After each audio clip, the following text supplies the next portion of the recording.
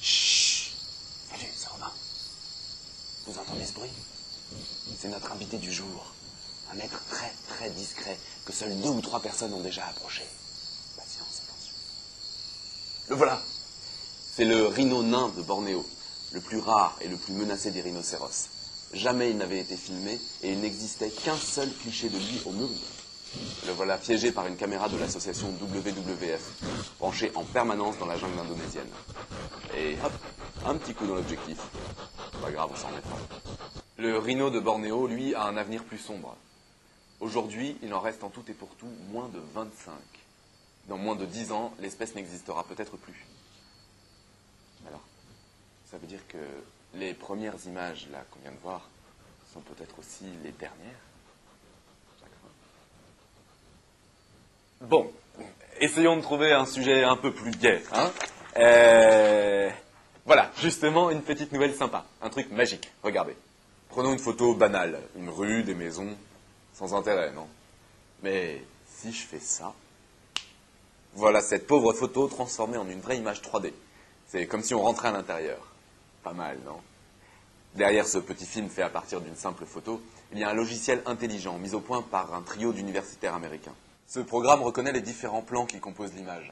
Il sait par exemple que la surface du premier plan, en bas, c'est le sol. Et que les lignes qui lui sont perpendiculaires forment des surfaces verticales, comme les flancs de ce train. Ça vous plaît? Moi aussi. J'ai hâte de voir ce que ça donne avec mon album photo. Il paraît que ce bidouillage sera disponible avant la fin du mois sur photowoosh.com. Il suffira de lui envoyer vos clichés de vacances pour qu'il les transforme automatiquement en images 3D. Et a priori, c'est gratuit, alors. Bon, le relief, c'est bien joli, mais ça ne plaît pas à tout le monde. Je veux parler des robots. Il suffit d'un simple mur pour arrêter la plupart d'entre eux. La plupart, mais pas celui-là. Walbot a été conçu à l'université Carnegie Mellon aux États-Unis par des chercheurs qui veulent imiter le gecko. Pas le velcro, le gecko. Oups, pardon. Ce lézard s'accroche partout grâce aux centaines de milliers de poils au bout de ses pattes. Chacun de ces poils est lui-même fendu en plusieurs milliers de franges. Du coup, il existe un nombre incroyable de points de contact entre les pattes du gecko et le mur. Et à chacun de ces points de contact se crée une minuscule force d'attraction appelée force de Van der Waals. Bon, si vous prenez une seule de ces forces, son intensité est bien trop faible pour avoir un quelconque effet. Mais comme il y a une énorme quantité de franges, cela génère une attraction suffisante pour coller sur n'importe quelle surface. Walbot n'a pas encore ce puissant mécanisme adhésif. Il s'attache aujourd'hui aux parois grâce à une surface collante ordinaire. Mais les chercheurs l'ont promis. L'effet gecko, c'est pour bientôt. Et cela permettra par exemple d'inspecter la coque d'un vaisseau spatial en mission. Alors, Sbron, quelque chose me dit que cette nouvelle technique peut vous intéresser, non?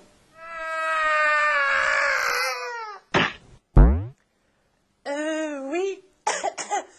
En effet, Robin, vous me donnerez les références. Bon, de quoi je voulais parler, moi? Ah oui, Jupiter. C'est pas souvent qu'on a des nouvelles de cette géante gazeuse. Eh bien, la sonde américaine New Horizon, qui est en route pour Pluton, vient de lui rendre une petite visite éclair. Et regardez ce qu'elle nous ramène, Robin. Tous ces tourbillons. On croirait un dessin tellement c'est précis. Magnifique. C'est magnifique. Oui, Sbron. Magnifique. Et là, c'est l'heure. À la semaine prochaine pour un nouveau SVJTV.